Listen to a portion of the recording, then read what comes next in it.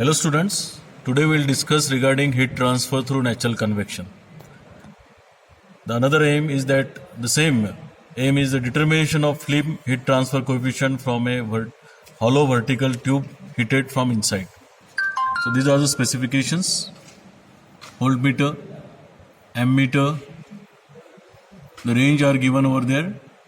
Length of the tube is 0.5 meter, diameter of the tube is 0.043 meter, temperature indicator range is 0 to 999 degrees centigrade. The further will be discussed by Dr. A.B. Bhagwat sir. So I request Bhagwat sir to proceed. Okay. Hello students. So here we see the setup for natural convection. The tube that you see over here is made up of copper. Inside this tube there is an heater element, and that heater element is a given power supply for which voltage is measured on this setup on the left side with voltmeter. Then you have ammeter for the current. This is the temperature reading. There are 6 thermocouples connected on this copper tube. One thermocouple is for the measurement of ambient temperature surrounding this copper tube. Now, whenever that engineering application is considered, at that time we need to measure the heat transfer coefficient, which is average over this copper surface.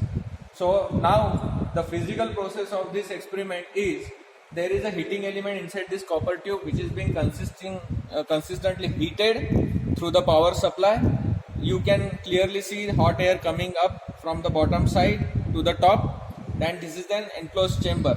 If you look at the temperatures, after allowing this experiment to settle for 15-20 minutes, we get almost a nearby equal range of temperature. So this is T1 is 137, T2 140, T3 143, T4 it is still getting heated up. Okay, let's leave it. T5 is 143, T4 is 141, T7 is 132, and T8 is the ambient temperature. So this is 55. Actually the ambient temperature right now is around 30 degrees Celsius, but due to the enclosed chamber and the thermocouple situated near to the copper surface, the temperature is shown as 56 degrees Celsius. Now you measure all the temperatures along the copper tube. We take the average of all those temperatures, and we get the average as T surface temperature. Now when I look at this data sheet, here the length of tube is given as 0.5 meter, diameter of the tube is given, voltmeter range is given, ammeter range is given. So we have taken the actual readings of volt and current, and multiplication of these two gives us the power input to the experiment. Now while calculating the film heat transfer coefficient, Q is equal to H A delta T. So H is equal to Q divided by area. This area is the surface area.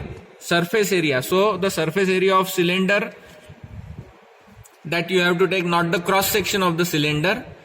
So multiplied by the delta T. This T surface is the average of all the temperatures that we have taken the readings for, and T ambient is already given. It is 55 degrees Celsius. So you can get the heat transfer coefficient in this way for that particular voltage and current readings. Now if you go on increasing the voltage and current, then you will get different heat transfer coefficients because the temperature profile will vary on this cylinder. Some of the precautions that you need to take in this experiment.